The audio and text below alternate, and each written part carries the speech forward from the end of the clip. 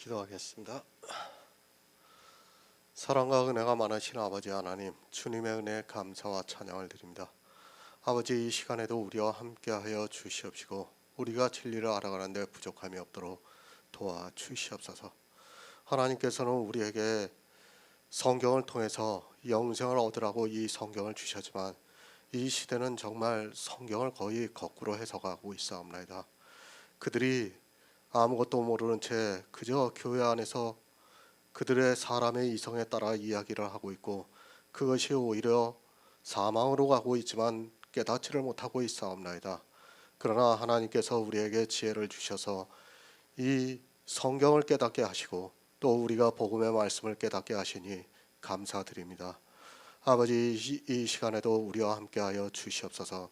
사도 바울이 말씀하기를 정말 율법을 지키는 자들에게 어찌 그럴 수 있느냐고 말씀을 하고 있지만 정말 이 시대는 로마서의 말씀을 깨닫지 못하고 모두가 다 율법을 지키고 있사옵나이다. 주여, 우리를 도와주시옵시고 정말 그 율법을 지키는 악에서 벗어날 수 있도록 인도하여 주시옵소서. 모든 말씀 예수 그리스도의 이름으로 기도했습니다. 아멘. 로마서 6장 1절을 보겠습니다. 제가 읽어드리겠습니다. 그런즉 우리가 무슨 말을 하리요? 은혜를 더하게 하려고 죄에 거하겠느냐? 아멘. 율법이 가입했습니다. 우리에게 율법을 주지 않았다면 우리는 사실 범죄를 하면서도 내가 범죄를 하고 있다는 것을 깨달을 수 없습니다. 어떻게 깨달을 수 있겠습니까? 율법이 있기 때문에 우리가 그 율법을 보고 내가 어떤 범죄를 하고 있다는 것을 알 수 있습니다. 도덕적인 죄가 아닙니다. 성경은 우리 인생의 도덕적인 죄를 말씀하고 있지 않습니다. 그러나 사람들은 성경을 사람의 이성을 따라 보면서 죄라고 하면 도덕적인 죄를 생각하고 있습니다. 하나님께서는 아담을 창조하실 때부터 우리를 그 도덕적인 죄에서 구원해 주시기로 예정하셨습니다. 그래서 주님이 이 세상에 오셔서 세상 죄를 다 지고 가셨습니다. 그런데 어떻습니까? 이스라엘이 그랬던 것 같이 이 시대 역시 그 도덕적인 죄에서 벗어나지를 못하고 있습니다. 그 도덕적인 죄를 보면서 죄라고 하는 그들이 여호와 앞에서 범죄를 하고 있습니다. 사망에 이르지 않는 죄를 보고 정죄를 하는 그들이 사망이 왕노릇하고 있는 범죄를 교회 안에서 마음껏 지면서 살아가고 있는 것을 볼 수 있습니다. 범죄를 더하시기 바랍니다. 하지만 이 시대는 범죄를 더하는 사람이 없습니다. 아니, 이제까지 교회사를 보아도 범죄를 더하는 사람이 거의 없다는 것을 알 수 있습니다. 저는 이 범죄에 대해서 알게 된 것만 해도 우리에게 얼마나 큰 은혜를 주시고 있는가를 깨달을 수 있습니다. 누가 압니까? 어거스틴이 알았습니까? 칼뱅이 알았습니까? 루터가 알았습니까? 웨슬레가 알았습니까? 조직신학을 정리한 루이스 뻘컵이 알았습니까? 아무도 모르는 이 범죄에 대해서 알게 해주셔서 죄가 더하게 하고 있고 그 죄가 더한 곳에 은혜가 더욱 넘치게 하고 있습니다. 그 유명하다고 하는 신학자들도 모르는 성경의 비밀을 우리가 지금 성령 안에서 교제를 하고 있습니다. 사람의 지혜가 아닙니다. 오직 성령이 감동해 주시지 않으면 알 수 없습니다. 이 시대에 우리를 구원해 주시려고 하나님께서 우리에게 성령을 보내주셨습니다. 그리고 율법이 가입을 해서 죄가 더하게 하셨습니다. 죄가 더한 곳에 은혜가 더욱 넘치게 해서 예수 그리스도의 은혜로 영생에 이르게 역사를 하고 있습니다. 꿈만 같습니다. 시편에서 여호와께서 시온의 포로를 돌리실 때 우리가 꿈꾸는 것 같았다고 말씀을 하고 있습니다. 정말 이 말씀이 실감이 나고 있습니다.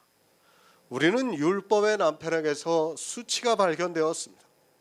반드시 죽어야 하는 사람이라는 말씀입니다. 그런데 하나님께서 노아에게 은혜를 주신 것과 같이 지금 우리에게 은혜를 주고 있습니다. 꿈 같지 않습니까? 하나님께서 우리에게 은혜를 주시지 않았다면 우리는 교회 안에서 평생을 범죄만 하다가 사망이 왕노릇하게 될 것이 분명합니다. 그냥 죽는 것이 아니라 하나님으로부터 진노를 받게 된다는 것을 생각해 보시기 바랍니다. 그래도 나름대로는 하나님을 위해서 성도로서 살려고 평생을 헌신을 했는데 이것이 다 가증한 일이었다고 생각해 보시기 바랍니다. 꿈입니다. 아무리 생각해도 그렇습니다. 우리가 그리스도 편지를 통해서 교제를 하지 않았다면 어떻게 되었겠습니까? 정말 꿈 같은 일이 우리에게 벌어지고 있습니다. 하나님께 은혜를 입는다는 것이 어떻다는 것을 이 시대 교인들은 절대로 깨달을 수 없습니다. 율법이 가입을 해서 범죄가 더한 것을 아는 성도만이 은혜가 더욱 넘치고 있다는 말씀입니다. 저 역시도 그렇습니다. 제가 이 복음의 비밀을 깨달을 것이라고는 상상도 못했습니다. 아니, 예전에는 다른 복음을 가지고 있으면서도 그것을 복음이라고 생각했습니다. 그러나 하나님께서 은혜를 주셨습니다. 이 아카데미를 통해서 교제를 하면서 하나님께서는 우리에게 더욱 은혜가 넘치게 역사를 해주고 있다고 믿고 있습니다. 사망이 왕노릇했습니다. 그러면서도 우리는 예수 그리스도를 믿어서 천국에 간다고 굳게 믿고 있었습니다. 아니, 그렇게 믿고 싶었다고 해야 맞을 것입니다. 그런 우리에게 하나님께서 노아에게 주신 은혜를 주시면서 의로 말미암아 왕노릇하여 예수 그리스도로 말미암아 영생에 이르게 하고 있습니다. 은혜입니다. 저 역시도 이 율법이 보이기 시작한 것이 얼마 되지 않습니다. 언제부터인가 이 율법이 보이기 시작함으로 해서 죄가 더하게 되었습니다. 이제까지 율법을 지키면서 살았던 것이 얼마나 큰 죄인가를 깨닫게 되었습니다. 그리고 율법을 통해서 은혜가 더욱 넘치게 되었습니다. 감사하시기 바랍니다. 이 시대 기독교인이 1000만 명이라고 합니다. 우리보다 더 똑똑하고 지혜로운 사람들이 얼마나 많이 있습니까? 그러나 하나님께서는 우리 같은 사람들에게 은혜를 주시고 있습니다. 저는 정말 이 은혜를 생각하면 세상이 하나도 부럽지가 않습니다. 물론 세상에서 사는 동안에 조금 힘들지 몰라도 이 은혜가 있기 때문에 어떠한 일이 있다 해도 견딜 수 있다고 믿고 있습니다. 은혜가 더욱 넘쳤습니다. 여러분이 분명히 알아야 합니다. 어디서 은혜가 넘쳤는가를 알아야 합니다. 성경 어디에서도 이 말씀을 하고 있지 않습니다. 로마서 5장에서만 말씀을 하고 있습니다. 율법이 가입을 해서 범죄가 더한 곳에서만 은혜가 넘친다고 말씀을 하고 있습니다. 성경 어디 다른 곳에서도 이러한 말씀이 없다는 것을 알고 있어야 합니다. 은혜를 말씀하고 있습니다. 그러나 죄가 더한 곳에 은혜가 넘쳤다는 말씀은 로마서에서만 하고 있습니다. 다른 어느 말씀에서도 은혜가 더욱 넘쳤다고 말씀하고 있지 않습니다. 더구나 율법이 가입을 해서 범죄를 더한 곳에 은혜가 넘치고 있습니다. 하지만 안타깝게도 이제까지의 어느 교회를 보더라도 은혜가 넘치는 곳은 없습니다. 이 은혜입니다. 넘치는 은혜입니다. 이 은혜도 또한 의로 말미암아 왕노릇하여 우리 주 예수 그리스도로 말미암아 영생에 이르게 하고 있다고 말씀을 하고 있습니다. 은혜를 받아야 영생을 얻을 수 있습니다. 하지만 이 시대는 은혜가 어떻게 넘치는지조차 모르고 살아가고 있습니다. 은혜가 넘쳐야 영생에 이를 수 있는데 범죄를 하면서도 깨닫지를 못하고 있습니다. 사람의 이성입니다. 100번 생각해도 율법을 지키는 것이 옳습니다. 그래서 성경을 보면 모든 사람이 다 율법을 지키고 있습니다. 그 율법을 지키는 일이 가증한 일이라는 것을 사람의 지혜로는 도무지 깨달을 수 없습니다. 그래서 성경은 성령을 받으라고 말씀을 하고 있습니다. 지혜를 구하시기 바랍니다. 제가 아무리 이 복음을 전한다 해도 이것이 믿어지지가 않으면 안 됩니다. 한 성령 안에서 역사를 하고 있는 성도는 믿어지고 있습니다. 그러나 이것을 지식으로만 받아들이고 있는 사람들이 있습니다. 믿어지는 역사가 있어야 은혜를 받을 수 있습니다. 영생에 이르게 하고 있습니다. 무엇이 영생에 이르게 하고 있습니까? 우리 주 예수 그리스도께서 이 율법을 완전케 하심으로 우리에게 의가 주어지고 있습니다. 이 의가 우리 안에서 왕노릇하여 영생에 이르게 하고 있습니다. 하지만 사람들은 다 율법의 행위를 하면서 여호와 앞에서 가증한 일을 하고 있습니다. 새 번역을 보겠습니다. 그러면 우리가 무엇이라고 말을 해야 하겠습니까? 은혜를 더하게 하려고 여전히 죄 가운데 머물러 있어야 하겠습니까? 공동 번역을 보겠습니다. 그러면 하나님의 은혜를 더 받으려고 계속 죄를 지어야 하겠습니까? 그런즉 5장에서 아담의 범죄에 대해서 말씀을 하고 있습니다. 한 사람의 범죄를 인하여 많은 사람이 죽었다고 말씀을 하고 있습니다. 아담 한 사람의 범죄로 인하여 많은 사람이 죽었습니다. 어느 정도의 많은 사람이 죽었는가 하면 이 세상 모든 사람이 아담의 범죄와 같은 죄를 짓지는 않았지만 역시 범죄를 했기 때문에 죽을 수밖에 없습니다. 6장 1절의 말씀입니다. 이 말씀도 거의 오해를 하고 있습니다. 제가 예전에 썼던 로마서 강해를 안 보아서 잘 모르겠지만 저 역시도 그렇게 오해를 했던 것으로 기억하고 있습니다. 6장 1절의 말씀을 거의 모든 사람이 율법을 범하는 도덕적인 죄로 생각하고 있습니다. 거의 모든 사람입니다. 5장에서 범죄를 이해를 하지 못하다 보니까 6장에서 도덕적인 죄로 생각할 수밖에 없습니다. 5장에서의 범죄는 율법을 지키는 범죄를 말씀하고 있습니다. 그러니까 예수 그리스도를 믿지 않고 율법을 지키는 죄를 말씀하고 있습니다. 사도 바울이 그 범죄를 말씀하고 6장에서 그런즉 우리가 무슨 말을 하리요 은혜를 더하게 하려고 죄에 거하겠느냐고 말씀을 하고 있습니다. 꼭 그렇게 말합니다. 도덕적인 죄가 폐해졌다고 하면 이제 마음 놓고 죄를 지어도 되겠네라고 말을 하는 사람이 있습니다. 아니, 제가 이제까지 교제를 해본 사람 거의 모두가 다 그렇게 대답을 하고 있습니다. 그와 마찬가지로 사도 바울이 5장에서 율법이 가입한 것은 범죄를 더하게 하려 함이라 그러나 죄가 더한 곳에 은혜가 넘쳤다고 말씀을 하고 있습니다. 죄가 더한 곳에 은혜가 넘쳤습니다. 그러니까 이제 또 은혜를 더하게 하려고 죄에 거해야 하겠다고 하는 사람이 있다는 말씀입니다. 사도 바울이 율법을 지키라고 지금 이 말씀을 하고 있습니까? 율법을 지키라고 말씀을 한 것이 아니라 율법이 가입을 해서 죄가 더해졌고 죄가 더한 곳에 은혜가 넘쳤다고 말씀을 하고 있습니다. 하지만 안타깝게도 이 시대는 죄에 거하고 있습니다. 야고보서 4장 6절을 보겠습니다. 신약 성경 374쪽입니다. 야고보서 4장 6절입니다.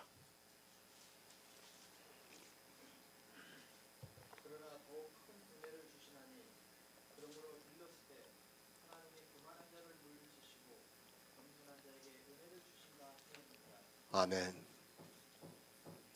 죄에 거하지 마시기 바랍니다. 초대교회에서 사도 바울에게 복음을 들었던 사람들과 지금 이 시대 교인들과는 많은 차이가 있습니다. 사도 바울이 말씀을 할 때는 정말 복음을 들었습니다. 그러나 이 시대는 거의 2000년 가까이 기독교라는 종교에 의해서 복음을 듣지를 못하고 있습니다. 누가 복음을 전했습니까? 이제까지 교회사를 통해서 나오고 있는 인물 중에서 어느 누가 복음을 전했습니까?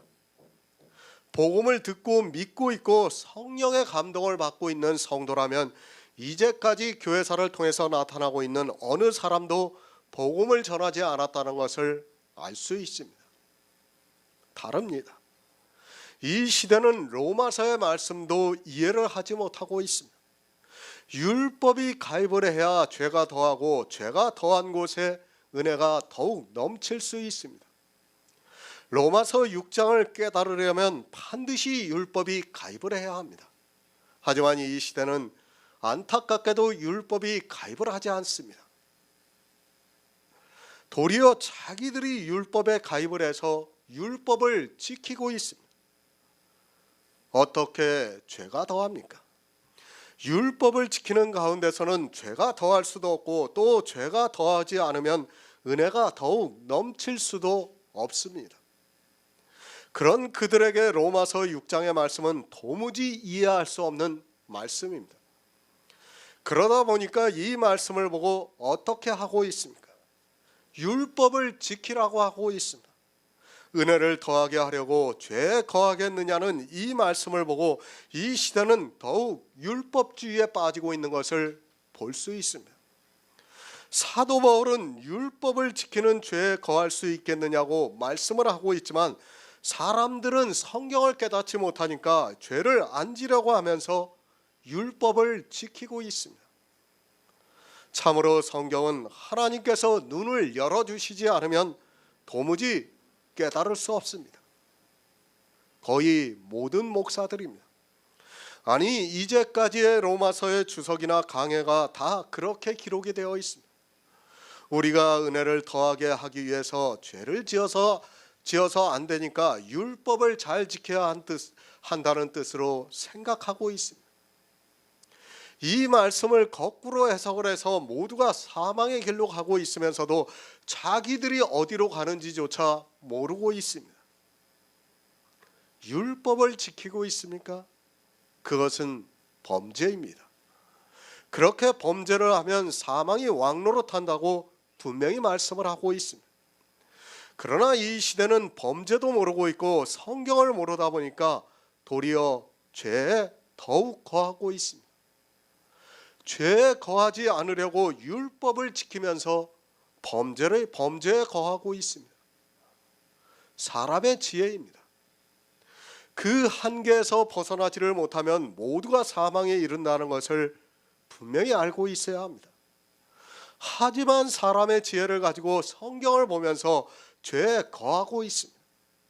은혜를 더하기 위해서 죄에 거하는 것이 아니라 죄에 거하겠느냐는 그 말씀으로 인하여 율법을 지키면서 죄에 거하고 있는 것이 이 시대 교인들입니다.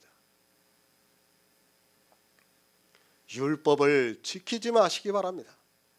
사도 바울이 지금 율법을 지키는 것이 범죄라고 5장에서 말씀을 하고 있습니다. 그 율법을 지키는 것이 범죄라는 것을 가르쳐주면서 그 율법을 지키는 범죄로 인하여 은혜가 우리에게 더욱 넘쳤다고 말씀을 하고 있습니다. 그러면서 우리에게 은혜를 더하게 하려고 죄에 거하겠느냐고 말씀을 하고 있습니다. 그러니까 율법을 지키겠느냐고 이 말씀을 하고 있습니다. 성경을 바로 아시기 바랍니다. 죄가 무엇이라는 것을 바로 아시기 바랍니다. 도덕적인 죄를 죄라고 하는 것은 이 세상 사람도 다 알고 있습니다. 그런 초보에 머물러 있으면서 자기들이 성경을 알고 있고 예수 그리스도를 믿는다고 말을 하고 있습니다. 죄에 거하고 있는 그들은 분명히 말씀을 드리지만 안 믿는 사람들입니다. 야고보서입니다.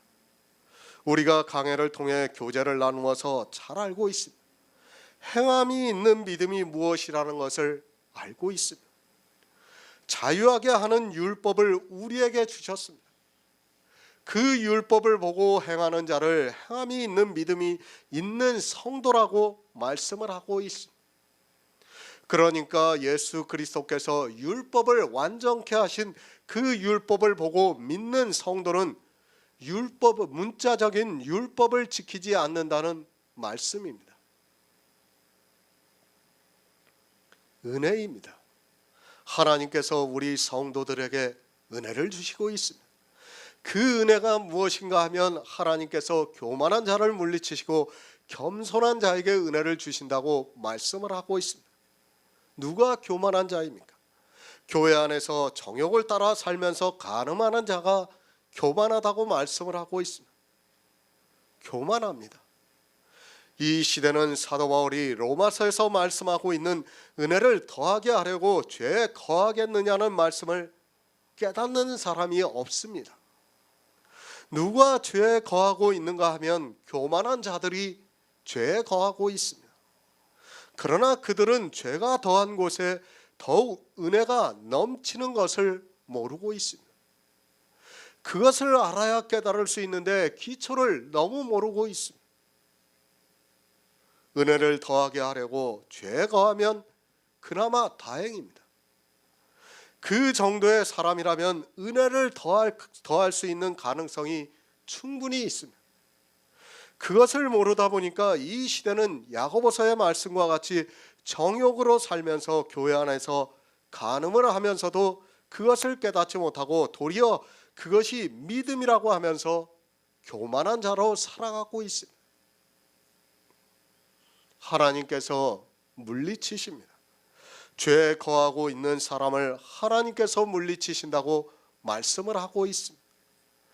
겸손한 자에게 은혜를 주시고 있지만 사람들은 교회 안에서 교만한 자로 살아가고 있습니다.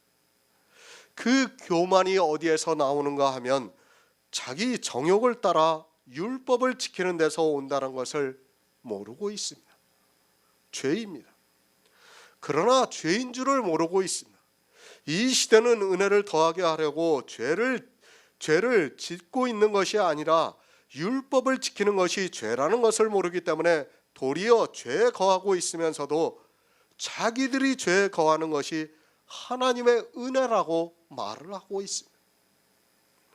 죄도 모르는 그들이 죄에 있으면서도 하나님의 은혜라고 말하는 것이 사실 얼마나 교만한 말입니까? 깨닫지를 못하고 있습니다.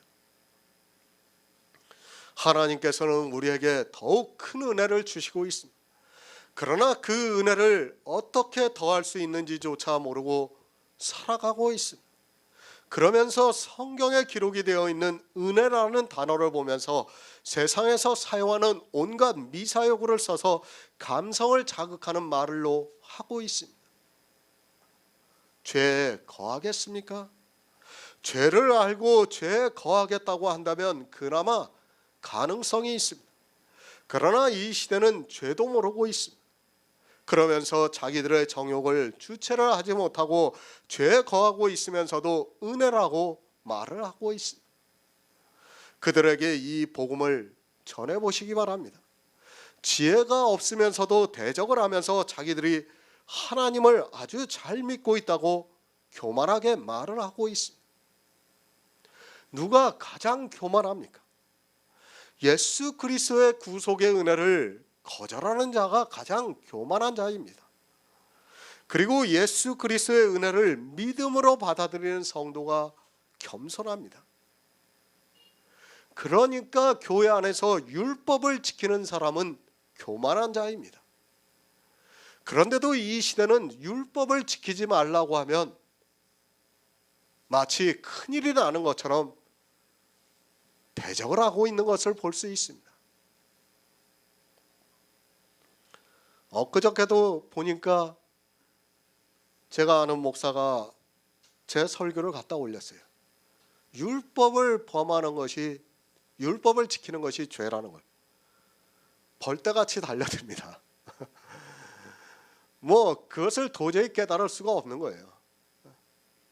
어떻게 율법을 안 지키면서 하나님을 믿을 수 있느냐고 달라드는 거예요. 안 그럴 수가 없어요.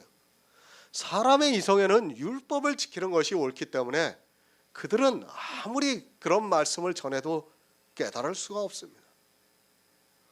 갈라디아서 5장 1절을 보겠습니다. 신약성경 307쪽입니다. 갈라디아서 5장 1절입니다.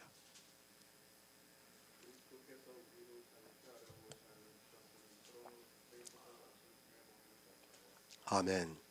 은혜입니다. 예수 그리스도의 구속의 은혜로 영생에 이르렀습니다. 이 영생에 이르기 위해서는 갈라디아서를 통해서 반드시 율법을 지키지 말아야 한다는 것을 말씀하고 있습니다. 그것을 갈라디아에서는 그리스도께서 우리를 자유케 하려고 자유를 주셨다고 말씀을 하고 있습니다. 이 자유가 무엇인가 하면 율법을 지키지 않는 자유를 말씀하고 있습니다. 자유하는 자가 있습니다. 그리고 종이 있습니다. 교회 안에는 이 두 사람이 있는데 자유하는 자는 율법을 지키지 않고 있고 종은 율법을 지키고 있습니다. 율법 613가지를 말씀하는 것이 아니라 단 한 가지라도 율법을 지키고 있으면 그는 종이라고 말씀을 하고 있습니다. 자유를 주셨습니다. 그것은 우리 성도들에게는 은혜입니다. 율법으로는 의롭다 하심을 얻을 육체가 없는데 주님께서 우리에게 자유를 주신 것은 은혜입니다. 의롭다 하심을 얻을 수 없으면 저주를 받아야 하는데 주님이 그 율법을 폐하심으로 우리를 자유케 하셨습니다. 그런데 종이 되었습니다. 무엇에 대해서 종이 되었는가 하면 죄의 종이 되었습니다. 누가 죄의 종이 되었는가 하면 이스라엘의 바리새인들이 죄의 종이 되었다고 예수님께서 말씀을 하고 있습니다. 갈라디아서의 말씀이나 예수님께서 말씀하신 죄의 종이 되었다는 말씀을 깨달아야 죄에 거하지 않을 수 있는데 이 시대는 죄를 모르고 있습니다. 로마서입니다. 은혜를 어떻게 더할 수 있는가를 말씀하고 있습니다. 그리고 죄가 더한 곳에 은혜가 더욱 넘쳤다고 말씀을 하고 있습니다. 은혜가 넘친다고 해서 사도 바울이 죄에 거하겠느냐 말씀을 하고 있습니다. 그것을 갈라디아에서는 그리스도께서 우리를 자유케 하셨으니 이제 더 이상 종의 멍에를 매지 말라고 말씀을 하고 있습니다. 안타깝습니다. 사실 로마서에서 죄를 알아야 합니다. 범죄가 무엇이라는 것을 알아야 갈라디아서의 말씀을 깨달을 수 있습니다. 그러나 범죄가 무엇이라는 것을 모르고 살아가고 있습니다. 성경은 계속해서 율법을 지키지 말라고 여러 가지로 비유를 해서 말씀하고 있지만 이 시대는 도리어 굳세게 율법을 지키고 있습니다. 은혜를 더하게 합니까? 그것이 아니라 은혜를 폐하고 있다는 것을 알고 있어야 합니다. 은혜를 더하게 하려고 죄에 거하겠느냐는 이 말씀은 죄에 거하면 은혜를 폐할 수 있다는 말씀이기도 합니다. 종이 되어서 단 한 가지라도 율법을 지키고 있는 모든 사람은 은혜를 폐하고 있다는 말씀입니다. 종입니다. 그것은 죄에 거하고 있는 것입니다. 갈라디아에서는 종이라고 말씀을 하고 있고 로마서에서는 죄에 거하겠느냐고 우리에게 묻고 있습니다. 그렇게 죄에 거하고 있는 사람은 종이 되어서 멍에를 메고 살아가고 있는 모든 사람은 예수 그리스도의 은혜를 폐하고 있다는 말씀입니다. 주의하시기 바랍니다. 그리고 성경을 깊이 생각하시기 바랍니다. 이 시대의 교인들은 어떻게 예수 그리스도의 은혜를 은혜되지 못하게 하고 있는가를 알아야 합니다. 죄에 거함으로 해서 은혜를 은혜되지 못하게 하고 있지만 죄에 거하고 있는 그들이, 아니 율법을 지키고 있는 그들이 예수 그리스도의 은혜라고 말을 하고 있습니다. 죄에 거하겠느냐? 죄에 거하지 말라는 강한 말씀입니다. 율법을 지키지 말라는 아주 강한 말씀입니다. 죄에 거하면 은혜를 받을 수 없다는 말씀입니다. 죄가 더해서 은혜를 더욱 넘치게는 할 수 있지만 죄에 거하는 순간 여러분이 아무리 예수 그리스도를 믿고 있고 그의 은혜를 말한다 해도 은혜가 패해진다는 것을 사도 바울이 말씀하고 있습니다. 굳세게 서시기 바랍니다. 믿음에 굳게 서시기를 바랍니다. 그런 성도만이 죄에 거하지 않을 수 있습니다. 아니, 성경을 바로 하시기 바랍니다. 성령을 구하시기 바랍니다. 사람의 이성은 100번 생각해도 죄에 거하는 것이, 율법을 지키는 것이 하나님의 은혜로 생각이 되어지고 있습니다. 성령이 오시지 않으면 누구라도 죄에 거하는 것이 은혜라고 받아들여지고 있다는 것을 알아야 합니다. 강해를 하고 있습니다. 우리가 주의 만찬을 나누고 있습니다. 죄에 거하고 있는 사람이 이 말씀을 듣고 본다고 해서 죄에서 빠져나올 수 있습니까? 절대로 그런 일은 없습니다. 반드시 성령이 오셔서 그 안에서 역사를 해서 죄가 무엇이라는 것을 알아야 합니다. 죄에 거하지 마시기 바랍니다. 율법을 지키지 말라는 말씀입니다. 율법을 지키는 자는 죄의 종입니다. 우리는 주님의 은혜로 자유하는 성도입니다. 사도 바울이 은혜를 더하게 하려고 죄에 거하겠느냐고 말씀을 하고 있지만, 이 시대는 이 말씀을 보고 은혜를 받은 성도는 죄를 짓지 않는다고 하면서 도리어 죄에 거하는 율법을 지키는 일에 열심을 내고 있습니다. 거하겠느냐? 그럴 수 없다는 말씀입니다. 하지만 이 시대는 그렇게 하고 있습니다. 죄에 거하고 있으면서도 깨닫지를 못하고 있습니다. 이제 로마서 6장은 이 죄에 거하지 말라고 말씀을 하고 있습니다. 예수 그리스도의 은혜로 영생에 이른 성도는 절대로 이 죄에 거하지 않는다는 것을 알고 있어야 합니다. 그러니까 율법을 지키지 않고 있다는 말씀입니다. 로마서 6장 2절을 보겠습니다. 신약성경 246쪽입니다. 로마서 6장 2절입니다.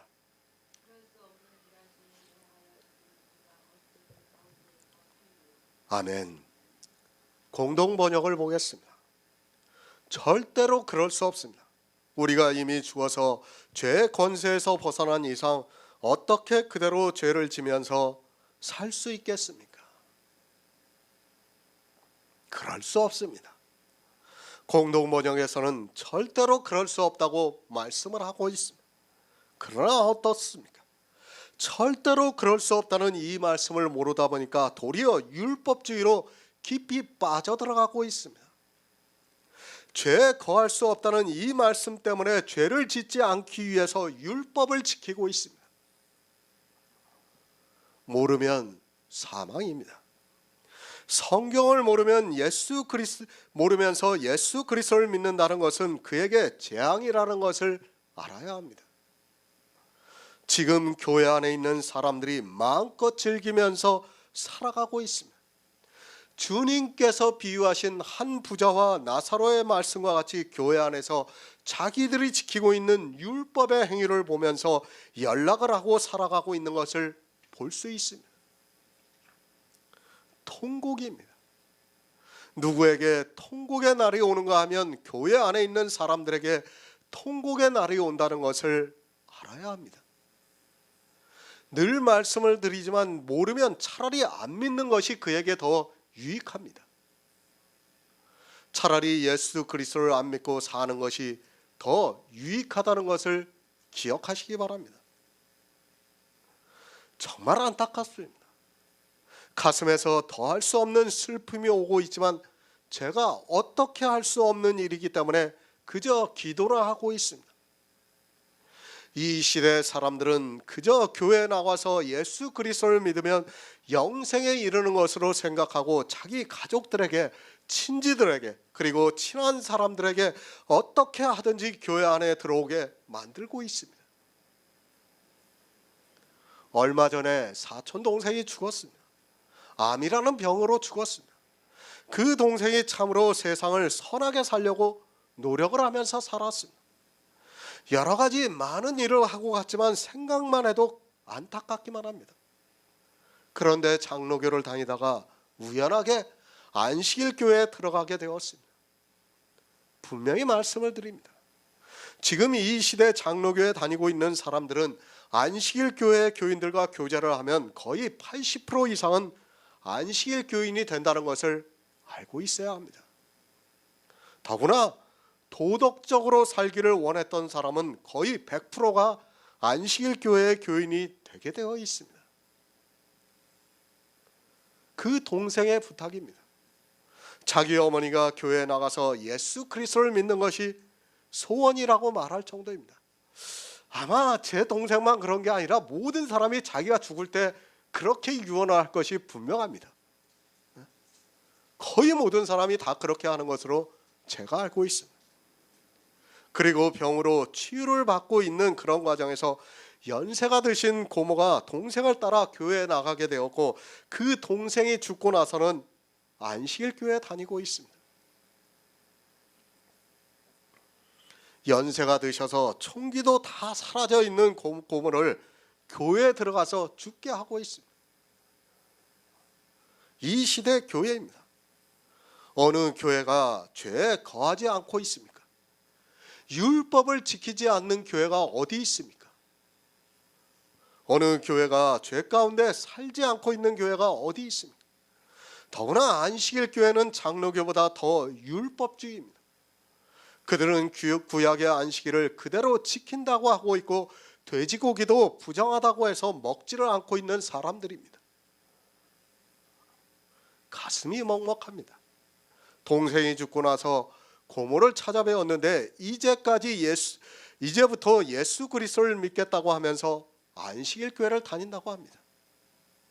정말 그럴 때마다 참담함을 느끼면서 제가 어떻게 할 수 없어서 답답하기만 합니다. 복음을 알고 있고 하나님의 은혜를 받아서 죄에 거하고 있지 않지만 죄에 거하는 그 교회에서 꺼낼 수 없다는 것이 더 안타깝기만 합니다. 왜 그렇습니까? 제가 율법을 지키는 것이 죄라고 말해보시기 바랍니다. 더구나 안식일 교회에 다니고 있습니다. 아마도 제가 더 이상한 놈으로 생각이 될 것이 분명하기 때문입니다. 사도 바울은 로마서를 통해서 죄에 거하는 사람들에게 그럴 수 없다고 말씀하고 있는데, 아니 율법을 지키는 사람들에게 그럴 수 없다고 말씀을 하고 있는데, 이 시대 교회 안에 있는 사람들은 더욱더 율법주의로 가고 있습니다. 그럴 수 없습니다. 저는 이 강해를 쓰면서 가슴이 정말 아픕니다. 그럴 수 없는 일을 지금 이 시대 교회는 다 그렇게 하고 있습니다.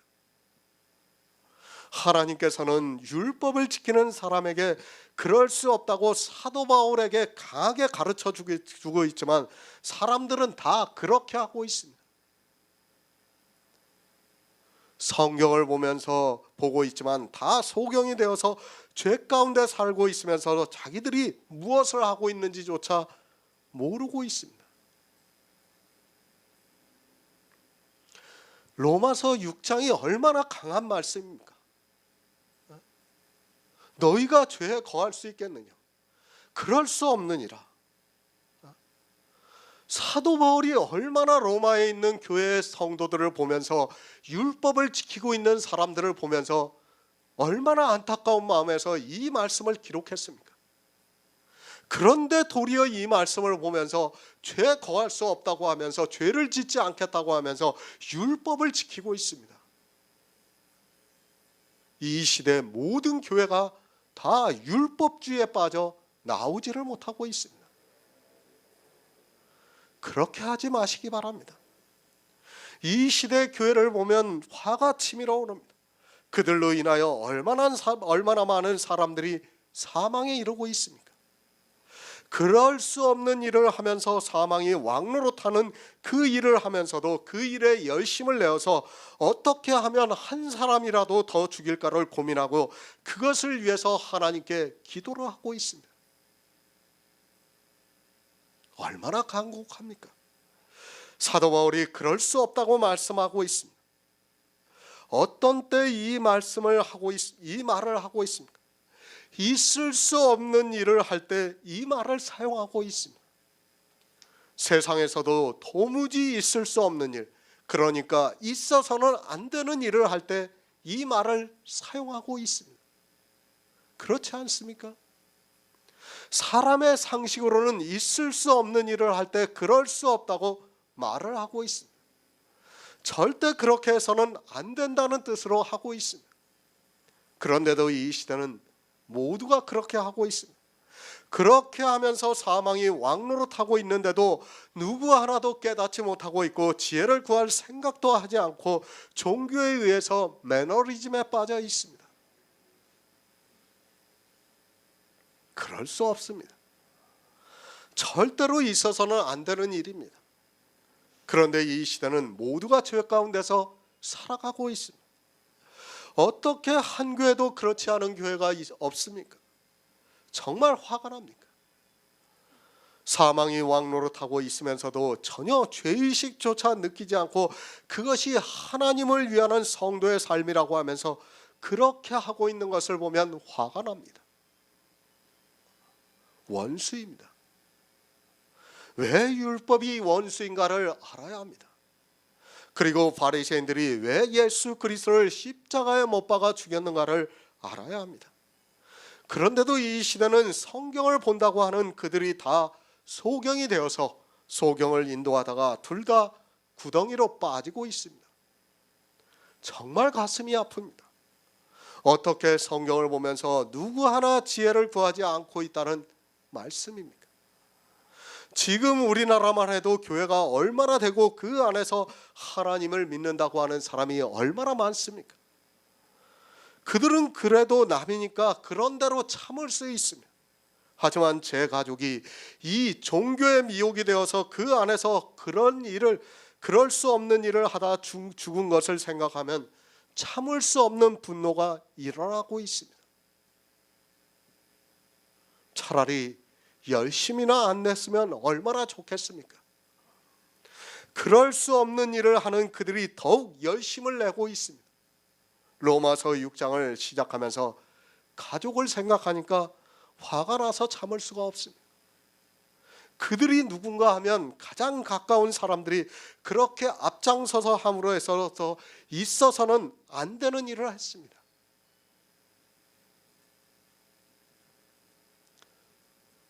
저희 집도 저희 외할아버지가 목사고 외삼촌이 목사고 그러다 보니까 다 기독교로 그대로 간 거예요. 전부 다. 그냥 당연하게 받아들이는 거예요. 그걸. 이게 얼마나 안타까운 현실입니까?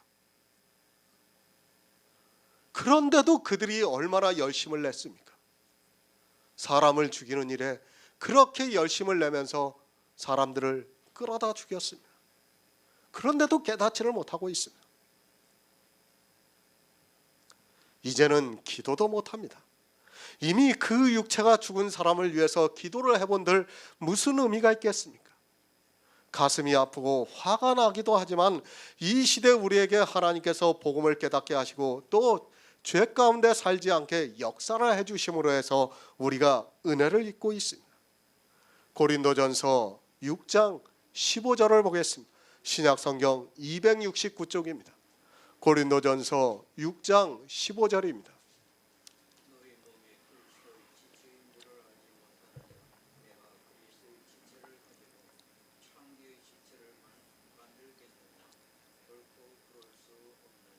아멘. 결코 그럴 수 없습니다. 그러나 가슴 아프게도 이 시대 모든 교회는 다 그렇게 하고 있습니다. 그들은 한 사람이라도 더 죽이기 위해서 열심을 내고 있습니다. 교회 안에서 율법을 지키면서 죄 거하고 있습니다. 아니, 율법을 지키지 않으면 도리어 이단이라고 공격을 하고 있습니다.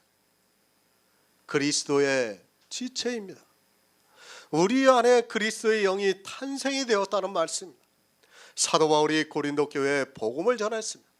고린도전서 5장에서 음행에 대해서 말씀을 하고 있습니다. 그리고 6장에서는 사도 바울이 주 예수 그리스도의 이름과 하나님의 성령 안에서 씻음과 거룩함과 의롭다 하심을 얻었다고 말씀을 하고 있습니다. 그리스도의 영이 탄생이 되었습니다. 그런데 고린도 교회 안에 음행하는 자들이 있었습니다. 어떻게 음행을 했는가 하면 율법을 지키는 일을 했다는 말씀입니다. 그것을 사도 바울이 너희 몸이 그리스도의 지체인 줄 알지 못하느냐, 내가 그리스도의 지체를 가지고 창기의 지체를 만들겠느냐, 결코 그럴 수 없다고 말씀을 하고 있습니다. 그럴 수 없습니다. 결코 있어서는 안 되는 일입니다. 이러한 일들이 어디에서 있는가 하면 교회 안에서 있다는 말씀입니다. 결코 있어서는 안 되는 일들이 초대교회에서만 있는 것이 아니라 이 시대 모든 교회 안에서 있다는 것을 말씀하고 있습니다. 하지만 어느 누구 하나도 깨닫지 못하고 결코 있어서는 안 되는 일에 모두가 열심을 내고 있습니다. 창기입니다. 누가 창기입니까? 자기 남편이 있는데 다른 남편을 사모하고 사랑하고 있다면 창기입니다. 성경은 유괴일을 우리에게 가르쳐주고 있는 말씀이 절대로 아닙니다. 영의 일이고 우리 영생에 관한 말씀이라는 것을 분명히 알고 있어야 합니다. 그렇게 하지 마시기 바랍니다. 정말 다시 부탁을 드리지만 차라리 예수 그리스도를 믿지 마시기 바랍니다. 왜 사망이 왕노릇하게 만들고 있습니까? 그냥 사망만 당하는 것이 아니라 구더기도 죽지 않고 꺼지지 않는 불에서 세세토록 고난을 당한다고 말씀을 하고 있습니다. 결코 그럴 수 없는 일을 하고 있는 사람들이 그렇게 된다는 말씀입니다. 영의 일입니다. 그리고 영의 생명입니다. 그런데 육체로 살아가면서 해서는 안 되는 일을 교회 안에 있는 모든 사람이 하고 있습니다. 죄가 무엇이라는 기본조차도 안 되어 있는 사람들이 교회 안에서 사람들을 가르치면서 죄에 거하는 일을 하게 만들고 있습니다. 우리는 그리스도의 지체입니다. 영의 성도라는 말씀입니다. 아담의 자손이 아니라 그 자손은 이미 죽었고 이제는 영의 성도라는 말씀입니다. 그렇게 복음을 들은 고린도 교회 안에 있는 사람들이 육체에 빠져 창기의 지체를 만들고 있습니다. 어떻게 창기의 지체가 되는 줄도 모르고 결코 해서는 안 되는 일을 하고 있습니다. 고린도전서 6장 16에서 17절을 보겠습니다.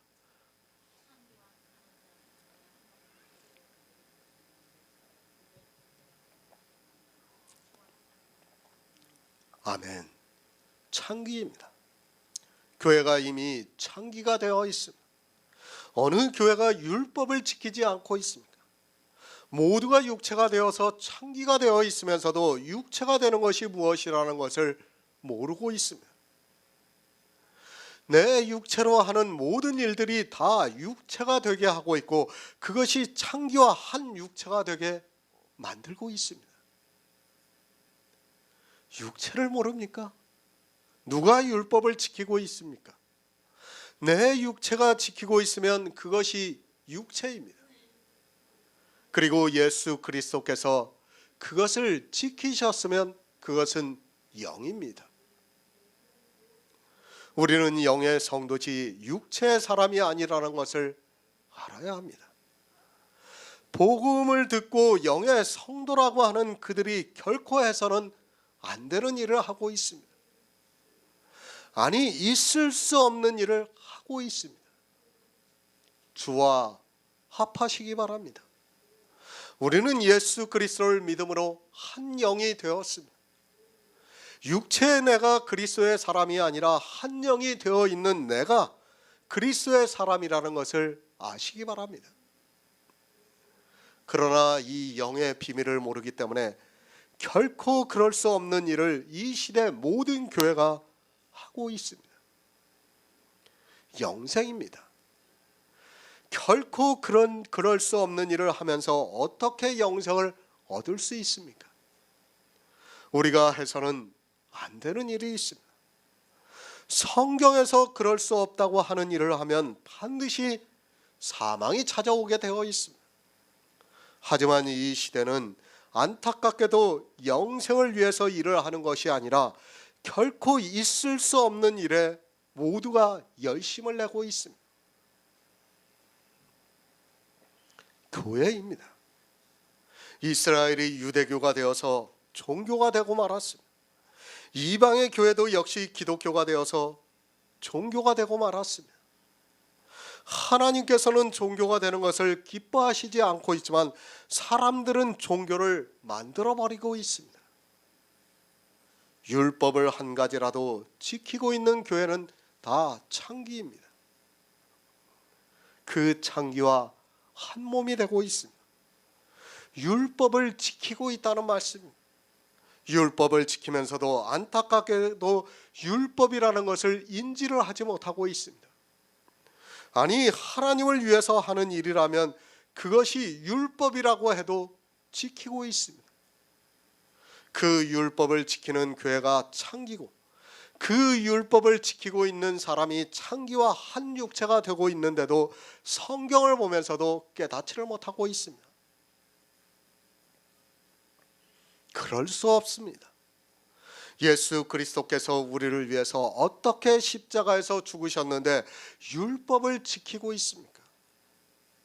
그 율법 때문에 우리 인생 모두가 사망에 이르고 있어서 주님이 오셔서 그 율법을 십자가에서 폐하셨는데 어떻게 율법을 지킬 수 있는지 이해가 되지 않고 있습니다.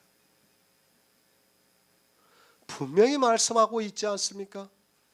의문에 쓴 계명의 율법을 십자가에서 자기 육체로 폐하셨다고 말씀을 하고 있습니다. 그런데도 교회에서 잠시 복음이 전해지고 나면 다 육체가 되고 있습니다. 이 시대는 복음을 전하는 교회가 없습니다. 그러나 하나님께서 은혜를 주셔서 그리스도 편지를 통해서 복음 안에서 교제할 수 있게 역사를 하고 있습니다. 한 영입니다. 그리스도께서 부활하셨습니다. 영으로 부활하시면서 우리에게도 성령을 보내주셔서 영으로 살게 하셨습니다. 한 영으로 살게 하시고 있지만 이 시대는 이 영조차도 받아들이지 않고 있습니다. 영이 무엇인지도 모르고 그럴 수 없는 일이 교회 안에서 만연하고 있지만 그것을 깨달을 수 있는 지혜가 없어서 모두가 사망의 길로 가고 있습니다. 갈라디아서 5장 4절을 보겠습니다. 신약성경 308쪽입니다. 갈라디아서 5장 4절입니다.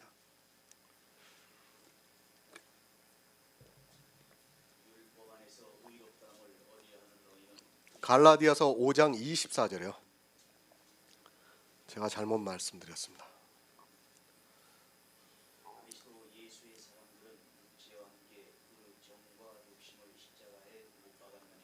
아멘. 히브리서 7장 16절을 보겠습니다.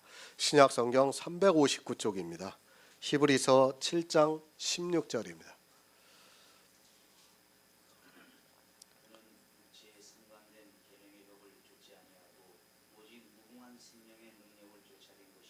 아멘. 그리스도 예수의 사람입니다. 사도 바울이 우리 성도를 그리스도 예수의 사람이라고 말씀하고 있습니다. 그리스도 예수의 사람은 육체와 함께 그 정과 욕심을 십자가에 못 박았다고 말씀을 하고 있습니다. 갈라디아서의 말씀을 모르는 사람이 있습니까? 교회 안에 있는 사람은, 아니 성경을 그래도 몇 번은 보았다고 하는 사람은 다 알고 있는 말씀입니다. 알면 뭐합니까? 사도 바울이 그리스도 예수의 사람은 육체와 그 정과 욕심을 십자가에 못 박았다고 말씀을 하는 것을 알면 뭐합니까? 실제 그들의 삶을 보면 이 말씀과는 반대로 살아가고 있습니다. 아니, 그리스도 예수의 사람은 육체와 그 정과 욕심을 십자가에 못 박았다는 말씀이 무엇인가를 모르고 있습니다. 육체입니다. 율법을 어떻게 지킵니까? 그것을 영이 지키고 있습니까? 육체가 지키고 있습니까? 육체로 지키고 있습니다. 율법을 지키고 있는 육체를 십자가에 못 박았다고 말씀을 하고 있지만 말로만 하고 있지 실제로는 반대로 살아가고 있는 것을 볼 수 있습니다. 성경은 늘 말씀을 드리지만 우리 영생에 대해서 말씀을 하고 있습니다. 율법입니다. 그것을 히브리서에서는 육체에 상관된 계명이라고 말씀을 하고 있습니다. 육체를 왜 십자가에 못 박았습니까? 육체에 상관된 계명을 지키지 않으려고 십자가에 못 박았습니다. 사도 바울이 갈라디아에서 말씀하고 있는 그 뜻도 모르면서 목사들은 사람의 감성을 자극하는 말로 자기가 육체와 그 정과 욕심을 십자가에 못 박았다고 주장하고 있습니다. 이게 무슨 말입니까? 자기들이 이제 세상에서 살다가 이제 교회 안에 와서 하나님의 뜻대로 산다고 하면서 율법을 지키면서 산다고 하면서 이 말을 하고 있습니다. 얼마나 안타까운 일입니까? 거짓입니다. 율법을 지키고 있으면서 이 말을 하고 있다면 그는 거짓말을 하고 있는 사람입니다. 우리 성도는 육체가 죽었습니다. 그 말씀을 로마서에서는 죄에 대해서 죽었다고 말씀을 하고 있습니다. 죄가 무엇인가를 모르다 보니까 죄에 대해서 죽었다는 말씀을 깨달을 수 없습니다. 율법을 육체가 지키고 있습니다. 그것을 사도 바울이 로마서에서 범죄라고 말씀을 하고 있습니다. 5장 20절에서 율법이 가입한 것은 범죄를 더하게 하려 함이라고 말씀을 하고 있습니다. 그러나 율법을 보고도 자기가 어떠한 범죄를 하고 있는 줄을 모르고 있습니다. 지금 이 시대 교회 안에 있는 목사들은 이스라엘의 선지자들이 말씀하고 있는 이스라엘과 조금도 다르지 않습니다. 죄입니다. 율법을 지키는 일은 죄입니다. 율법을 지키지 않는 것이 죄가 아니라 율법을 지키는 것이 죄라는 것을 어떻게 사람의 이성으로 깨달을 수 있습니까? 이렇게 로마서 강해를 통해서 분명하게 말씀을 하고 있어도 율법을 지키고 있는 사람들은 자기들이 죄를 짓고 있다고 생각하지 않고 있습니다. 죄에 대해서 죽었습니다. 그것을 갈라디아에서는 그리스도 예수의 사람은 육체와 그 정과 욕심을 십자가에 못 박았다고 말씀을 하고 있습니다. 그러나 이스라엘이 그런 것과 같이 이 시대 역시 죄에 대해서 죽은 사람들이 그럴 수 없는 일을 교회 안에서 마음껏 하면서 하나님을 믿는다고 말을 하고 있습니다. 아니, 그런 자기들의 행위를 보고 믿음이 있다고 말을 하고 있습니다. 분명히 기억하시기 바랍니다. 우리는 죄에 대해서 죽었습니다. 율법을 지키라는 것이 절대로 아닙니다. 도덕적인 죄에 대해서 죽었다는 것이 아니라 율법을 지키는 죄에 대해서 죽었다고 말씀하고 있지만 이 시대 교인들은 육체와 그 정과 욕심을 십자가에 못 박지를 못하고 있습니다. 죽어야 합니다. 여러분이 죄에 대해서 죽지 않으면 반드시 망하게 되어 있습니다. 이스라엘이 왜 율법을 지켰는가 하면 죄에 대해서 죽지를 않았기 때문입니다. 아니, 율법을 보고도 율법을 지키는 것이 죄라는 것을 몰랐습니다. 율법을 지키지 말라고 증거를 해주고 있지만 사람들은 성경을 자기들의 이성으로 보면서 더욱 율법을 지키는 일에 열심을 내고 있습니다. 죄에 대해서 죽었습니다. 이 말씀을 보고 누가 율법에 대해서 죽었다고 말을 하겠습니까? 성령이 임하지 않은 사람은 절대로 말할 수 없습니다. 율법을 보고 죄가 무엇이라는 것을 알아야 자기 육체와 그 정과 욕심을 십자가에 못 박을 수 있는데 그것을 깨닫지를 못하고 있습니다. 그럴 수 없습니다. 죄에 대해서 죽었다고 말씀을 하고 있습니다. 그러니까 율법을 지키지 않는다는 말씀입니다. 그런데 율법을 어떻게 지킬 수 있습니까?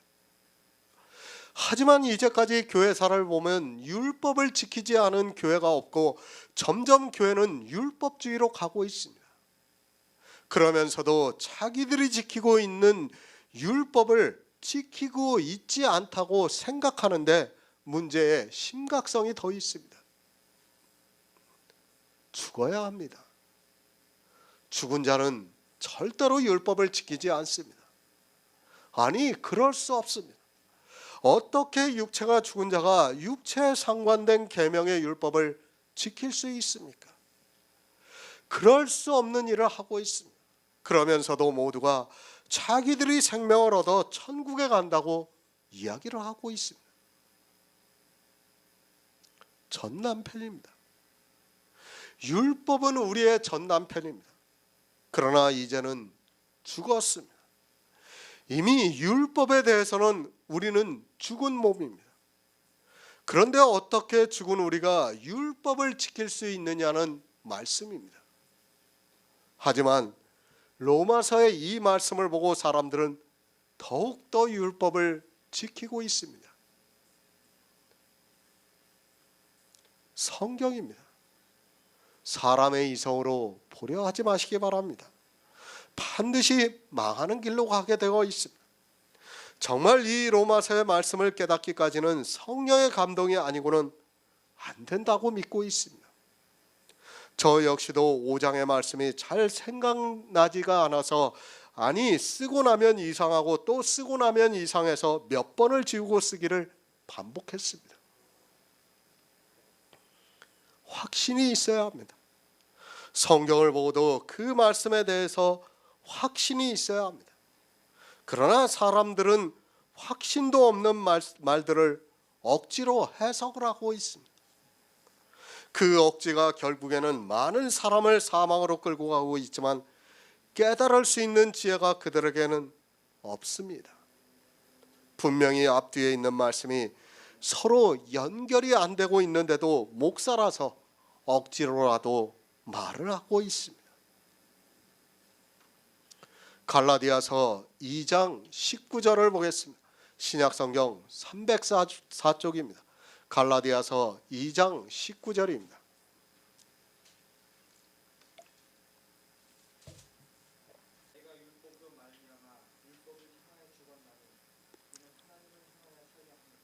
아멘. 죄에 대해서 죽었습니다. 사도 바울이 갈라디아에서는 내가 율법으로 말미암아 율법을 향하여 죽었다고 말씀을 하고 있습니다. 우리 성도는 율법에 대해서 반드시 죽어야 합니다. 율법이 그것을 증거해 주고 있습니다. 사도 바울은 율법에 의해서 죽었다고 말씀을 하고 있습니다. 죽어야 합니다. 아니, 우리는 죽었습니다. 사도 바울만 율법에 의해서 죽은 것이 아니라 사도 바울과 동일한 믿음을 가지고 있는 우리 성도들 역시도 율법에 대해서 죽어야 합니다. 성경은 우리가 죄에 대해서 죽었다고 말씀하고 있지만 사람들은 그 죄에 대해서 죽은 것이 아니라 도리어 더 죄를 짓기를 원하고 있습니다. 출애굽기 22장 19절을 보겠습니다. 구약성경 116쪽입니다. 출애굽기 22장 19절입니다.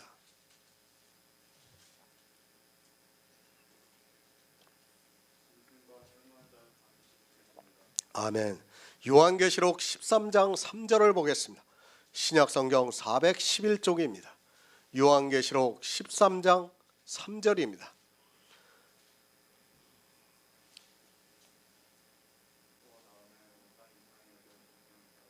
아멘. 나는 이미 율법의 손에 죽었습니다. 사도 바울이 갈라디아서를 통해서 말씀하고 있습니다. 그가 왜 죽었습니까? 짐승과 행음을 했기 때문에 반드시 죽어야 합니다. 그것을 요한계시록에서 이스라엘 모두가 이 짐승을 따르고 있다고 말씀을 하고 있습니다. 사도 바울이 어떻게 짐승을 따랐습니까? 갈라디아서 1장에서 말씀하고 있습니다. 내가 내 동족 중 여러 영갑자보다 유대교를 지나치게 믿어 내 조상의 유전에 대해서 더욱 열심히 있었다고 말씀하고 있습니다. 그것을 사도 요한이 환상으로 보고 온 땅이 이상히 여겨 짐승을 따랐다고 말씀하고 있습니다. 사도 바울이 복음을 깨닫기 전에는 유대교라는 짐승과 행음을 했기 때문에 율법의 손에 의해서 죽었다는 말씀입니다. 사도 바울이 그냥 죽었다고 하는 말씀이 아닙니다. 내가 율법을 보니까 내가 짐승과 행음을 했고 그런 내가 죽을 수밖에 없다는 것을 알기 때문에 내가 그리스도와 함께 십자가에 못 박아 죽었다고, 율법에 대해서 죽었다고 말씀을 하고 있습니다. 율법을 알아야 합니다. 하지만 이 시대는 짐승이 무엇인가도 모르고 있습니다. 분명히 요한계시록에서 이스라엘이 짐승이 되었고 또 이방의 교회가 짐승이 되었다고 말씀하고 있지만 성경을 보고도 그것을 깨달을 수 있는 지혜가 없습니다. 우리는 이미 반드시 죽었습니다. 사도 바울이 자기가 유대교라는 짐승과 행음한 것을 알고 있었기 때문에 율법의 손에 죽었다고 말씀을 하고 있습니다. 그런데 어떻습니까? 이 시대 역시 기독교가 되어서 짐승과 행음을 하고 있으면서도 율법을 보고도, 그리고 요한계시록을 보고도 깨닫지를 못하고 있습니다. 율법을 그림자로 보는 것이 아니라 다 문자 그대로 보고 있습니다. 심지어는 출애굽기의 짐승을 진짜 짐승으로 보고 있습니다. 영의 일입니다. 늘 말씀을 드리지만 성경은 영의 일을 말씀하는 것이지 육체의 일이 아니라는 것을 알고 있어야 합니다. 이스라엘의 유대교가 짐승과 어떻게 행음을 했습니까? 예수님께서 오셨을 때 바리새인들은 흠없는 율법의 의를 가지기 위해서 율법을 지켰습니다. 사도 바울 역시 자기를 소개할 때 율법의 의로는 흠이 없다고 말씀을 하고 있습니다. 얼마나 많은 죄를 지었습니까? 사도 바울이 흠없는 율법의 의를 가지기 위해서 얼마나 많은 죄를 짓고 짐승과 행음했는가를 알고 있기 때문에 갈라디아에서 내가 율법의 손에 죽었다고 말씀을 하고 있습니다. 우리 성도입니까? 우리 역시 예전에는 다 짐승과 행음을 했습니다. 율법을 지켰습니다. 교회 안에서 다 율법을 지켰습니다.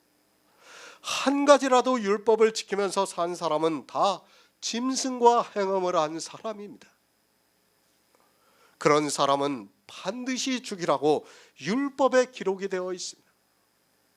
우리는 이미 율법에 의해서 반드시 죽었다는 것을 알고 있어야 합니다. 우리가 안 죽었다고 하면 그것이 더 이상한 겁니다. 안 죽었다고 하면 예수 그리스도께서 우리를 살리실 수가 없습니다. 반드시 죽어야 합니다. 율법 안 지킨 사람이 있습니까? 출애굽기의 율법을 보고 아마도 이 시대 교인들은 자기들과는 아무 상관이 없다고 할 것이 분명합니다. 그렇죠. 교회 안에서 감히 누가 짐승과 행음을 하겠습니까? 상상도 못할 일이에요. 그런데 자기들이 그렇게 하고 있다는 것을 깨닫지를 못하고 있습니다. 하나님께서 율법에 반드시 죽일지니라고 말씀을 하고 있는 그 율법을 우리가 다 범했다는 것을 알아야 합니다. 반드시 죽어야 하는 율법을 우리가 교회 안에서 다 범하고 있습니다. 레위기 20장 10절을 보겠습니다. 구약성경 177쪽입니다. 레위기 20장 10절입니다.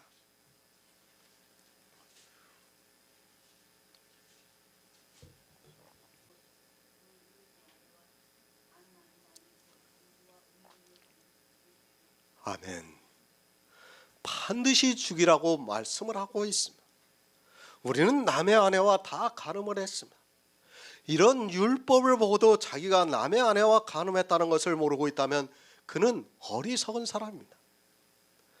남의 아내입니다. 누가 남의 아내입니까?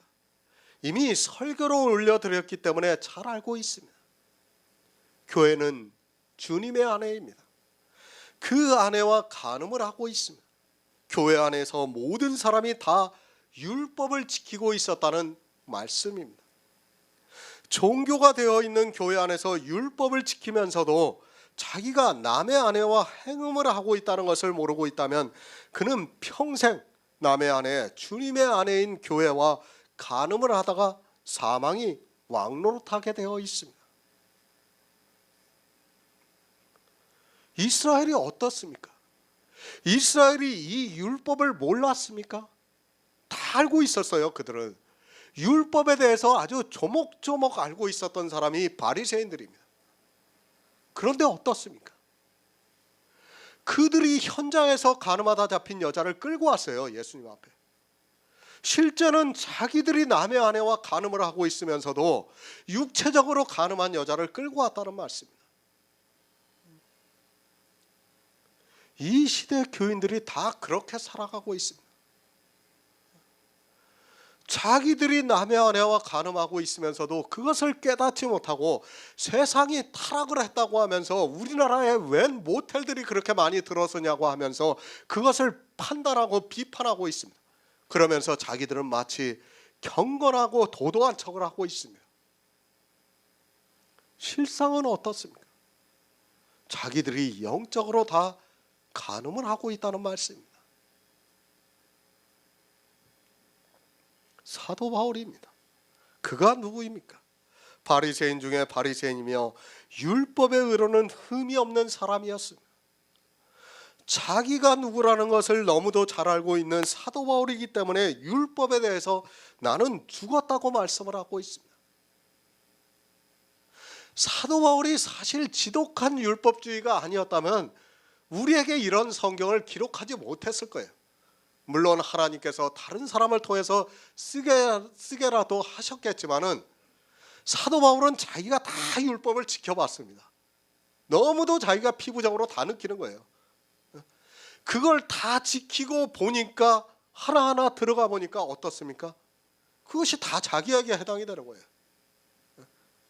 그렇기 때문에 우리에게 이러한 성경을 기록하고 우리가 볼 수 있게 해주고 있는 것입니다. 왜 율법에 대해서 죽었는가 하면 짐승과 행음을 하고 또 남의 아내와 간음을 했기 때문에 죽었다고 말씀을 하고 있습니다. 그런데 모릅니다. 사도 바울이 그리스도 예수의 사람은 육체와 그 정과 욕심을 십자가에 못 박았다고 하는 말씀을 문자로는 알고 있지만 왜 십자가에 못 박았는가를 알지를 못하고 있습니다.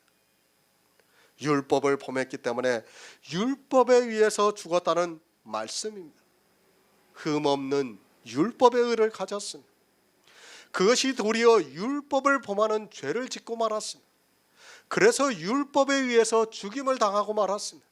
사도 바울은 율법을 잘 알고 있기 때문에 로마서나 갈라디아서와 같이 율법에 대해서 강하게 말씀을 하고 있습니다.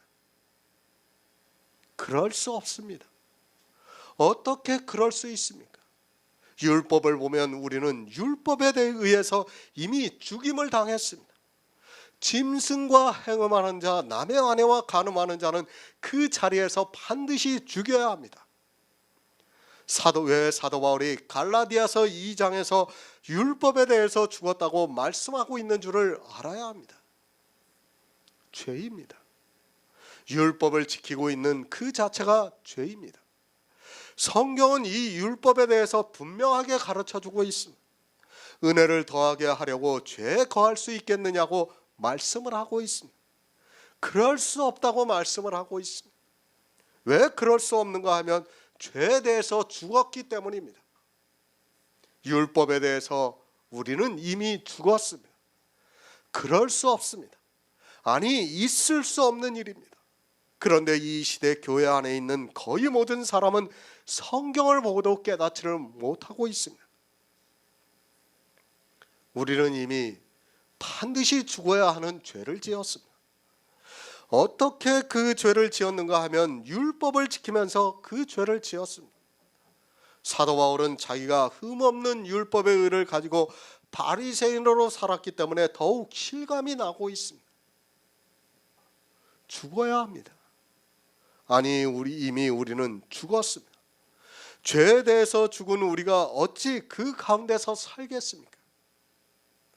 사도 바울이 어찌 율법을 지킬 수 있겠느냐고 말씀을 하고 있습니다. 그럴 수 없는 일이 이 시대 교회 안에서 그대로 나타나고 있습니다. 이스라엘은 예수 그리스도께서 아직 참빛을 비춰주시지 않아서 그렇다고 해도 이 시대는 로마서가 있지 않습니까? 로마서만 그렇습니까? 율법도 율법을 지키지 말라고 증거를 해주고 있습니다. 아니, 모든 성경이 율법을 지키지 말라고 말씀을 하고 있습니다. 그러나 성경을 초등학문으로 만들어서 모두가 율법을 지키고 있습니다. 그 율법을 지키는 일이 사망이 왕노릇한다는 것을 모르고 두려워하지를 않고 있습니다. 어찌 그 가운데서 삽니까? 율법을 지켜서는 안 된다는 말씀입니다. 그런데 이 말씀을 보고 더욱 율법을 지키고 있습니다. 사도 바울이 탄식을 하면서 어찌 그 가운데서 살리오라고 말씀을 하고 있는데, 도리어 이 말씀을 보고 죄를 짓지 않기 위해서 율법을 지키고 있습니다. 어느 누구 하나도 이 로마서의 말씀을 바로 해석하는 사람이 없습니다. 아니, 어떻습니까? 율법을 죄에 대해서 죽었다고 하면서 율법을 지키지 않고 있습니다. 죄 가운데서 살지 않기 위해서 율법을 지키고 있습니다. 가슴 아픈 일이 교회 안에서 일어나고 있습니다. 그런데도 사람들은 자기 가족을 구원한다고 말을 하고 있고 자기 친지를 구원하겠다고 하면서 그 교회 안으로 어떻게 하든지 끌어들이려 하고 있습니다. 아무것도 모릅니다. 나이 80이 가까운 사람이 무엇을 알겠습니까? 그 사람이 무슨 총기가 있겠습니까? 제가 연세를 드신 분들을 폄하하는 것이 절대로 아닙니다. 왜 성경에서 청년의 때를 헛되게 보내지 말라고 말씀하고 있는가를 깨달아야 합니다. 가슴 아픕니다. 그럴 수 없는 일을 하기 위해서 자기 가족들을 전도를 하고 있습니다. 그리고 그 안에 들어가는 순간부터 율법 안에서 살게 하고 있습니다. 이 시대 교회는 발을 들여놓는 순간에 율법 안에서 살아가게 된다는 것을 바로 깨닫고 있어야 합니다. 로마서 6장 3절을 보겠습니다. 신약성경 246쪽입니다. 로마서 6장 3절입니다.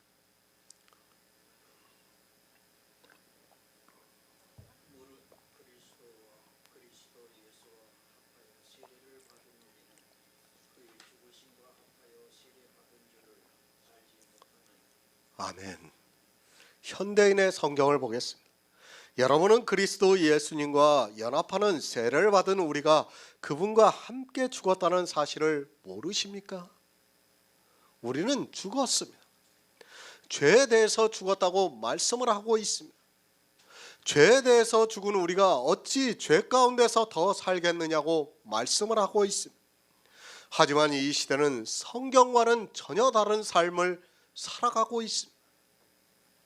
사도 바울은 우리가 죄의 율법에 대해서 죽었다고 분명하게 가르쳐주고 있지만 도리어 그 율법을 지키는 일에 열심을 내고 있습니다. 그렇게 하지 마시기 바랍니다. 사도 바울이 그럴 수 없다고 말씀을 하고 있습니다. 율법을 지키는 일을 해서는 안 된다는 말씀입니다. 하지만 성경을 보고 있는 거의 모든 사람이 소경이 되어서 이스라엘과 같이 율법을 지키고 있습니다. 더 심각한 것은 율법을 지키면서도 그것이 율법이라는 것을 생각하지 않고 있는 것입니다. 우리가 어찌 그 가운데서 살리요? 우리가 어찌 율법을 지키면서 살겠습니까? 성경을 모르면 자기가 무슨 일을 하고 있는 줄을 모르게 되어 있습니다. 로마서를 통해서 율법 가운데 살지 말라고 이렇게 간곡하게 말씀을 하고 있지만 그 율법이 믿음에 따르는 행위라고 말을 하고 있습니다. 안타깝습니다. 아니, 생각하면 할수록 가슴이 답답합니다. 우리나라만 해도 1,000만 명이 되는 사람들이 성경에서 말씀하는 저주를 받아야 합니다. 그런데도 교회 안에서 율법을 지키면서 연락을 하면서 살아가고 있습니다. 율법을 지키지 않는 교회가 없을 정도로 율법주의에 깊이 빠져 있으면서도 그것이 율법이라는 생각조차 못하고 살아가고 있습니다.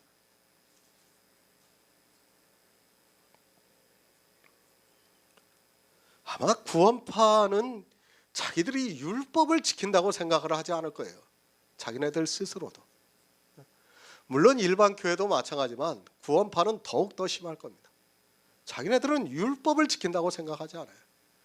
율법이라고 상상을 하지 않는 거예요. 왜? 자기들이 하는 것은 믿음으로 하는 것이기 때문에. 그러나 사실은 그들도 다 율법의 행위라는 것을 알아야 합니다. 우리는 죽었습니다. 아니, 반드시 율법에 대해서 죽어야 합니다. 왜 죽어야 하는가 하면 율법을 알면 우리는 이미 죽은 자라는 것을 알 수 있습니다. 아까 두 가지 율법만 봐도 그렇지 않습니까? 짐승과 우리는 행음했고 남의 아내와 간음을 했어요. 그 자리에서 반드시 죽이라고 율법에 정해놨습니다. 성경에 기록이 되어 있는 율법을 보면 우리는 이미 죽은 자라는 말씀. 죽어야 하지만 하나님께서 욥과 같이 우리를 사랑해 주시고 있습니다. 율법에 의해서 이미 죽은 자를 살려주시고 있다는 말씀. 세례를 받았습니다. 사도 바울이 로마에 있는 성도들에게 그리스도 예수와 합하여 세례를 받은 우리는 그의 죽으심과 합하여 세례를 받은 줄을 알지 못하느냐고 말씀을 하고 있습니다. 세례를 받은 그리스도 예수와 하나가 된 우리는 모두 세례를 받을 때 그와 함께 죽었다는 것을 여러분이 알지 못하느냐고 말씀을 하고 있습니다. 율법에 대해서 죽었습니다. 그것을 사도 바울이 세례를 받아 죽었다고 말씀을 하고 있습니다. 이 시대 교회 안에 있는 사람들이 세례를 받고 있습니다. 그리고 세례를 받을 때 그 의미를 다 알고 있습니다. 세례를 받는 교회도 있고 침례를 받는 교회도 있습니다. 그때 목사들이 가르쳐 줍니다. 물에 들어가는 것은 예수 그리스도와 함께 죽는 것을 의미하고 있고 다시 물에서 나오는 것은 그리스도와 함께 사는 것을 의미한다는 것을 가르치고 있고 세례를 받는 사람들도 듣고 있습니다. 그 의미를 그렇게 이야기하고 세례를 하고 있지만 실제 그들의 행위는 세례와는 정반대로 살아가고 있는 것을 볼 수 있습니다. 종교의 영향입니다. 우리나라는 불교 국가였고 유교 국가였습니다. 그런데 기독교가 들어왔습니다. 사실 신학을 공부한 사람들이 다 그런 사상을 가지고 공부를 했다고 해도 틀린 말이 아닙니다. 세례의 의미를 알면서도 율법을 지키는 이유는 그것을 마치 불교에서 속세를 떠나는 것과 같이 생각하고 있습니다. 그리스도와 함께 죽었습니다. 그것을 어떻게 생각하는가 하면 불교에서 속세를 떠나는 것과 같이 이제까지는 세상에서 살았는데 세상에서 사는 것을 죽이고 이제는 교회 안에서 예수 그리스도를 믿으면서 사는 것으로 생각하고 있습니다. 그러면서 자기들이 이제 교회 안에서 열심히 살아가는 것을 보면서 세례를 받은 교인이라고 생각하고 있습니다. 그리스도와 합하여 세례를 받았습니다. 이제 교회 안에서 사는 것으로 알고 있습니다. 성경은 늘 말씀드리지만 세상과 교회의 일을 말씀하는 것이 아니라 교회 안에 있는 일을 말씀하고 있다는 것을 알아야 합니다. 그리고 성경에서 말씀하는 의미를 바로 알지 못하면 그는 사망에 이르게 되어 있습니다. 이 시대는 어떻게 생각합니까? 교회 안에서 세례를 받는 그것으로 마치 자기가 구원을 받는 것으로 생각하고 있습니다. 그저 형식에 따라 그 의미를 이야기하고 그것을 지식으로 아는 것으로 자기가 그리스도와 합하여 세례를 받은 것으로 알고 있지만 실상은 그들의 삶을 보면 전혀 그렇지가 않고 있습니다. 무슨 말씀입니까? 사도 바울이 왜 뜬금없이 세례를 말씀하고 있습니까? 아마도 범죄에 대해서 모르고 있는 사람들은 이 말씀이 어찌 보면 생뚱맞을 수 있습니다. 그러나 지금 사도 바울은 죄에 대해서 죽은 것을 말씀하고 있습니다. 교회 안에서 죄에 대해서 죽은 사람이 어떻게 죄에 대해서 죽었는가를 말씀하고 있습니다. 성도는 죽었습니다.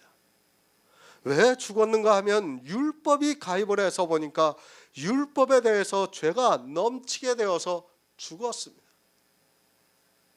성경에 기록이 되어 있는 반드시 죽어야 하는 죄를 이제까지 우리가 지었다는 것을 알고 있습니다. 그렇게 죽은 것을 세례로 다시 말씀하고 있습니다. 그리스도와 합하여 세례를 받았습니다. 아마도 이 말씀을 보면서 거의 모든 사람들이 자기들이 교회 안에서 받은 세례를 생각할 것이 분명합니다. 그리고 자기들이 받은 세례나 침례를 통해서 그리스도와 합하여 자기들이 죽었다고 말을 하고 있습니다. 여러분들이 받은 그 세례를 통해서 그리스도와 합하여 죽었다고 말하지 마시기 바랍니다. 누가 죽었습니까? 제가 보기에는 한 사람도 죽지 않았습니다.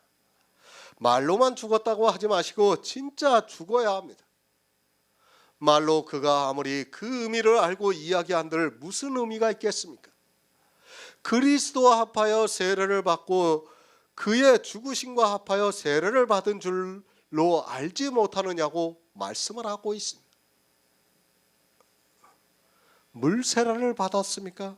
아니, 침례를 받았습니까? 그래서 여러분이 그리스도의 죽으심과 합하여 죽었습니까? 이 시대는 세례를 받은 자도 없고 그리스도와 합하여 죽은 자도 없다는 것을 알고 있어야 합니다. 제가 세례를 받은 자가 없다고 하니까 이상하게 생각하지 마시기 바랍니다. 여러분이 교회 안에서 받고 있는 그 세례를 사도 바울이 말씀하는 것이 아닙니다. 영의 일입니다. 계속해서 말씀을 드리지만 육의 일이 아니라 영의 일입니다. 지난주에도 누구를 만났는데 자기가 교회 안에서 세례를 받은 것을 아주 자랑스럽게 이야기를 하고 있습니다. 그런 세례로는 그리스도와 합하여 죽을 수 없다는 것을 알고 있어야 합니다. 그 세례 자체가 죽는 것을 오히려 부정하고 있다는 것을 알고 있어야 합니다. 사도 바울이 지금 이 시대에 종교가 되어 있는 교회 안에서 받는 세례를 말씀하고 있습니까? 마태복음 3장 11절을 보겠습니다. 신약 성경 3쪽입니다. 마태복음 3장 11절입니다.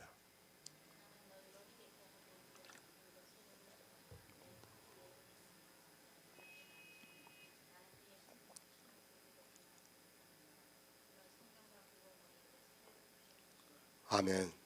세례 요한이 나타났습니다. 그리고 그가 광야에서 주의 임하심을 외치면서 회개를 하라고 말하고 있습니다. 나는 너희로 회개케 하기 위해서 물로 세례를 준다고 하면서 내 뒤에 오시는 이는 나보다 능력이 많으시다고 하면서 나는 그의 신을 들기도 감당치 못하겠다고 말을 하고 있습니다. 물로 세례를 주고 있습니다. 지금 이 시대 똑같이 물로 세례를 주고 있습니다. 기독교인이라면 누구나 물로 세례를 받은 것으로 알고 있습니다.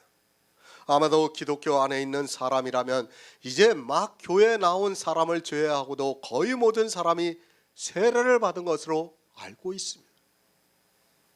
물 세례입니다. 그 세례는 회개케 하기 위한 세례입니다. 여러분이 바로 알고 있어야 합니다. 요한을 통해서 주고 있는 물 세례는 회개케 하기 위해서 하는 세례라는 것을 알고 있어야 합니다. 무슨 회개인가를 누가복음을 보면 자세하게 말씀하고 있습니다. 이 세례가 그리스도와 합하여 받는 세례입니까? 정말 성경을 너무 오해를 하고 있습니다. 이 세례는 그리스도와 합하여 세례를 받는 것이 절대로 아닙니다. 이 세례를 받으면서 내가 그리스도와 합하여 죽었고 이제 물에서 나옴으로 해서 그리스도와 함께 살아간다는 생각을 하지 마시기 바랍니다. 여러분이 받고 있는 물 세례는 앞으로 있을 성령 세례를 예표하고 있을 뿐입니다. 회개케 하기 위해서 주는 세례입니다. 그리스도와 합하여 받는 세례와는 전혀 다르다는 것을 알고 있어야 합니다. 그러면서 교회 안에 있는 거의 모든 사람들이 이 세례를 받으면서 자기들이 이제 그리스도와 합하여 세례를 받는다고 하면서 마치 하늘의 성도가 된 것으로 생각하고 있습니다. 요한이 베푸는 세례는 성도가 구원을 받는 세례가 아니라는 것을 알아야 합니다. 저 역시도 이 세례를 받았습니다. 그리고 이 세례를 받음으로 해서 내가 그리스도인이 된 것으로 생각하고 살았었습니다. 아마도 거의 모든 사람이 다 그렇게 생각하고 살았을 것이 분명합니다. 지금도 교회 안에 있는 사람들은 이 세례를 받는 것을 다 그렇게 생각하고 있습니다. 하지만 바로 아시기 바랍니다. 지금 종교가 되어 있는 교회에서 받는 세례는 그냥 물 세례입니다. 그 세례로는 여러분이 그리스도와 합하여 죽은 자가 된 것이 아니라는 것을 알아야 합니다. 그런 세례는 다 종교의식이라는 것을 알아야 하는데 그 세례가 마치 그리스도의 죽으심과 합하여 받는 세례로 이 시대에 모든 사람이 그렇게 잘못 알고 있습니다.